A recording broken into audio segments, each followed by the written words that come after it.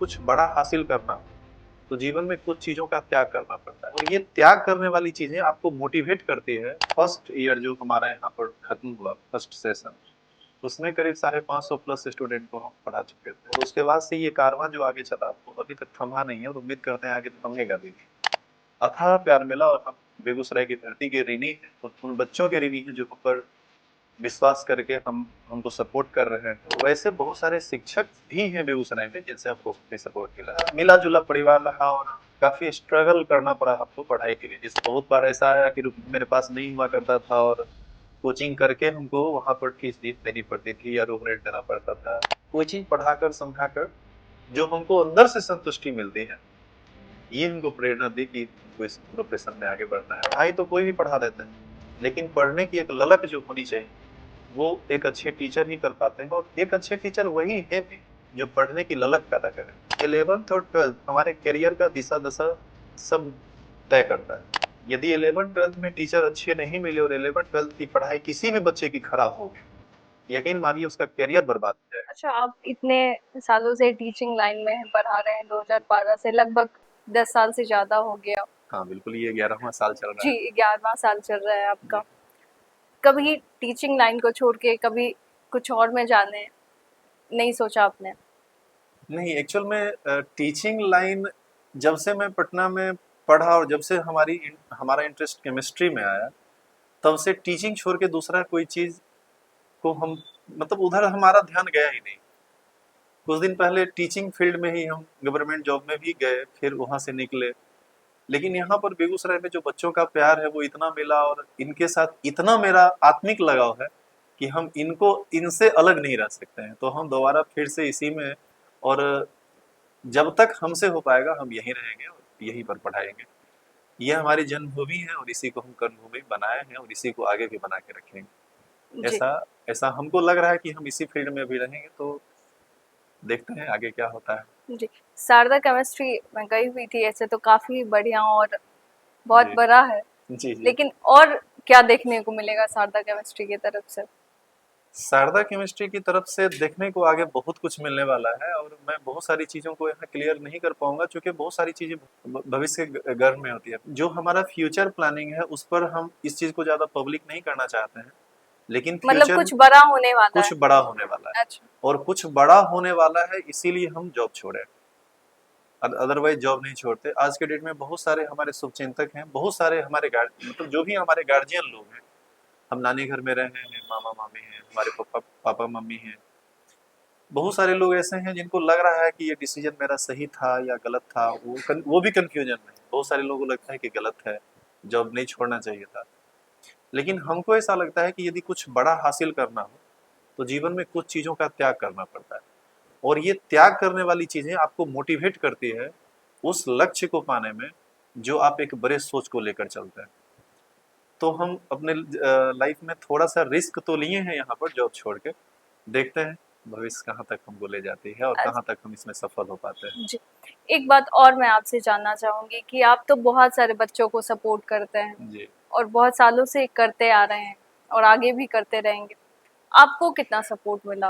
क्योंकि एक teaching line में आप केमिस्ट्री में अगर अच्छे स्टूडेंट है तब तो आप बच्चों को पढ़ा रहे हैं, तो जी जी। माँ बाप का आपसे एक्सपेक्टेशन होगा कि आप कुछ अच्छा करें, अपने लाइफ में कुछ बेहतर करें। तो जब आप टीचिंग लाइन में गए तो आपको कितना सपोर्ट मिला?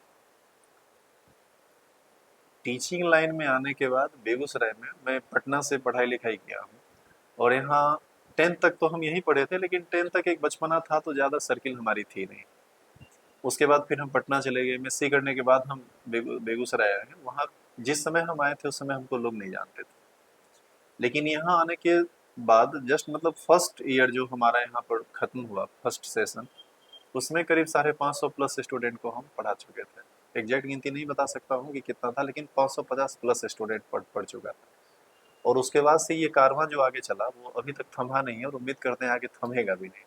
तो आपने जो भीड़ देखी या लोग शारदा केमिस्ट्री को जिस रूप में जानते हैं, उस रूप में आप अंदाजा नहीं लगा सकते हैं कि यहाँ से हमको कितना प्यार मिला और कितना सपोर्ट मिला। अथाह प्यार मिला और हम बेगूसराय की धरती के ऋणी हैं, उन बच्चों के ऋणी हैं जो हम पर विश्वास करके हमको सपोर्ट कर रहे हैं, पहले भी किए हैं और उम्मीद है आगे भी करते रहेंगे। तो बहुत ज़्यादा प्यार मिला बच्चों की तरफ से भी और गार्जियन की तरफ से भी, गार्जियन की तरफ से, बच्चों की तरफ से, और वैसे बहुत सारे शिक्षक भी हैं बेगूसराय में जिनसे हमको काफ़ी सपोर्ट मिला।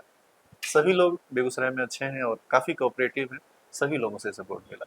अच्छा, हर एक इंसान के पीछे एक, कहते हैं ना, एक इंस्पिरेशन होता है। आपके पीछे आप किसको अपना इंस्पिरेशन मानते हैं?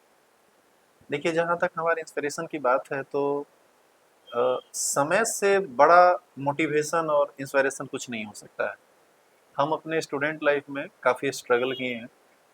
मम्मी हमारी हाउसवाइफ थी और पापा हमारे फार्मर थे। 2 भाई और 1 बहन थे, तो घर की स्थिति एक किसान के फैमिली में क्या होती है उसको सभी लोग जानते हैं, आप भी समझ सकते हैं।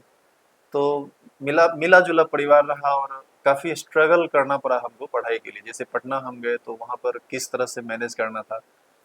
बहुत बार ऐसा आया कि रुपया मेरे पास नहीं हुआ करता था और कोचिंग करके हमको वहाँ पर फीस देनी पड़ती थी या रूम रेंट देना पड़ता था या जो भी वहाँ का खर्चा होता था। तो एक चीज़ तो दिमाग में था कि हमारे पास केवल और केवल एक ही ऑप्शन है, और ये चीज़ हमको हमेशा मोटिवेट करता रहा कि यदि आज हम पढ़ेंगे नहीं तो कल हमारा समय खराब हो जाएगा। जो समय हमारे साथ अभी चल रहा है, मतलब जिस समय हम पढ़ाई कर रहे थे, वही समय यदि हम पढ़ेंगे नहीं तो सब दिन रह जाएगा।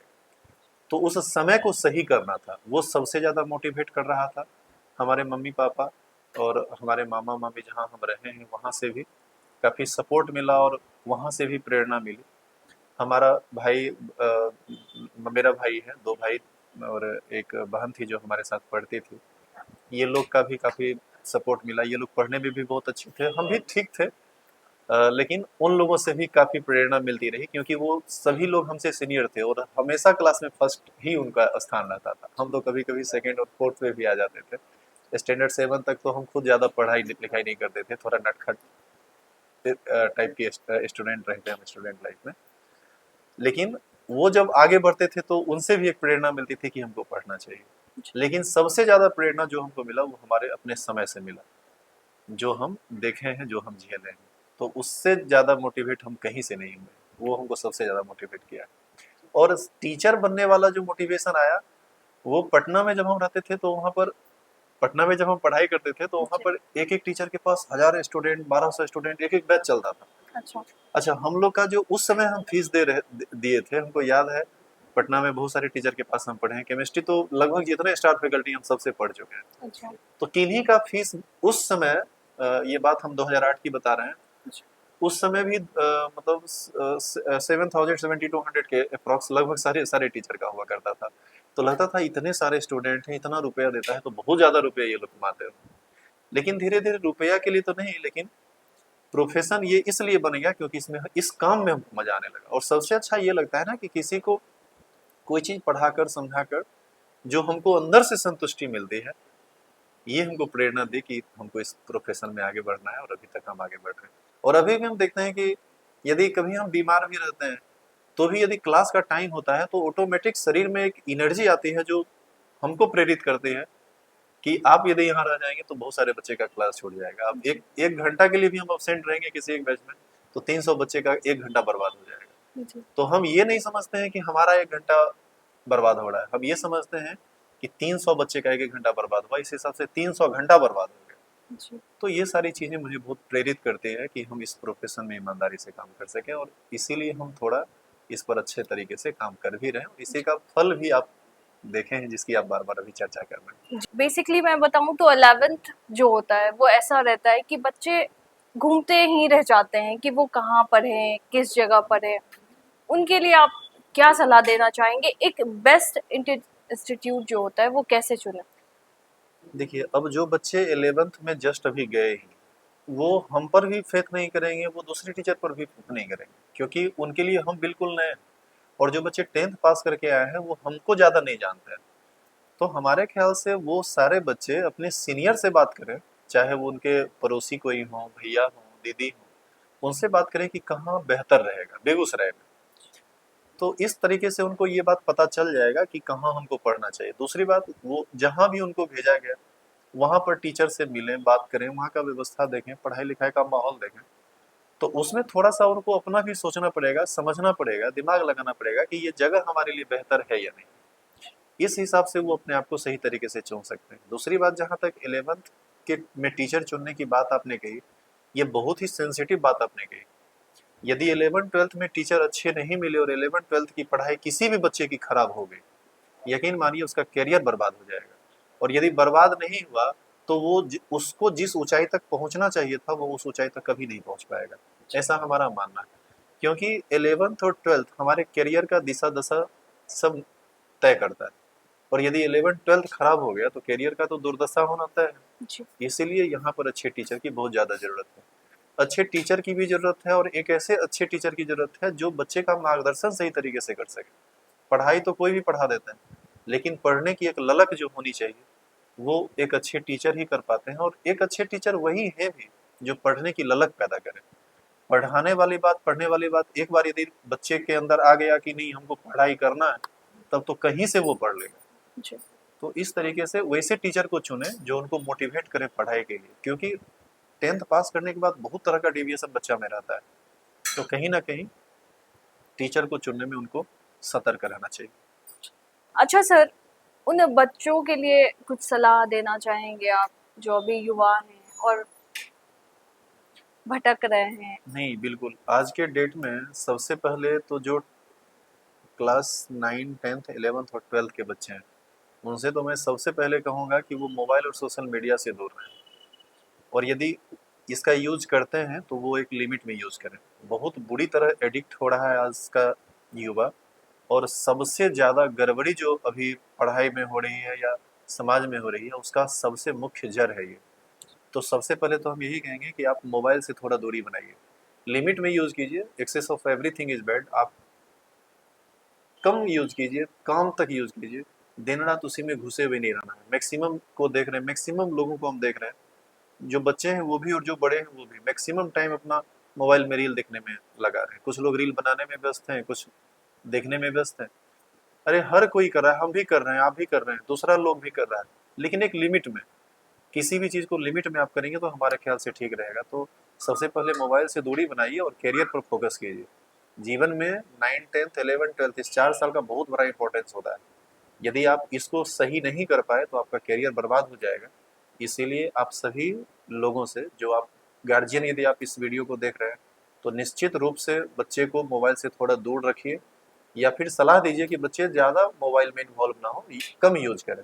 और यदि बच्चे देख रहे हैं तो भाई आपसे भी निवेदन है कि आप भी थोड़ा कम यूज कीजिए, पढ़ाई पर ध्यान दीजिए। एक बार करियर बन जाएगी तो फिर तो मौज मस्ती होता रहेगा। अच्छा सर, आपसे जुड़ने के लिए बच्चे ऑनलाइन क्लास या ऑफलाइन क्लास करना चाहेंगे तो वो कैसे जुड़ सकते हैं आपसे? बिल्कुल, बच्चे यदि ऑनलाइन जुड़ना चाहते हैं तो Sharda digital app play store से डाउनलोड करेंगे, वहाँ पर अपना मोबाइल नंबर रजिस्टर्ड करेंगे, उसका सारा इन्फॉर्मेशन मेरे पास आ जाएगा। मेरा नंबर आप गूगल पे खोजिएगा, मिल जाएगा। शारदा केमिस्ट्री सर्च कीजिएगा तो सारा डिटेल आ जाएगा। तो वहाँ से आप नंबर लेके फ़ोन कर सकते हैं। और यदि आप ऑफलाइन क्लास ज्वाइन करना चाहते हैं तो हिमरा चौक पर हम हैं ही, तो वहाँ आप किसी से शारदा केमिस्ट्री जितेंद्र सर पूछिएगा तो आपको बता देंगे। तो हमारे ख्याल से इस तरह से बच्चे जुड़ सकते हैं। ऑनलाइन यूट्यूब मेरा चैनल है शारदा केमिस्ट्री के नाम से, वहाँ से भी आप जुड़ सकते हैं। शारदा केमिस्ट्री इंस्टाग्राम पे है, वहाँ से आप जुड़ सकते हैं। टेलीग्राम पे भी शारदा केमिस्ट्री का एक ग्रुप बना हुआ है, बच्चे वहाँ से जुड़ सकते हैं। जी तो बहुत सारा प्लेटफॉर्म है जहाँ से बच्चे हमसे जुड़ सकते हैं, जी बच्चे जुड़ना चाहें तो। जी। चलिए, आपका बहुत बहुत धन्यवाद जो आपने अपना इतना कीमती वक्त दिया। बहुत बहुत धन्यवाद आपका भी और आपकी पूरी टीम का भी बहुत बहुत धन्यवाद। इसी के साथ आप देखते रहें केवी स्टूडियो मीडिया। आपके साथ मैं रक्षंदा भारद्वाज। मिलते हैं नए वीडियो में नए गेस्ट के साथ और नए टॉपिक के साथ। तब तक के लिए जय हिंद, जय भारत।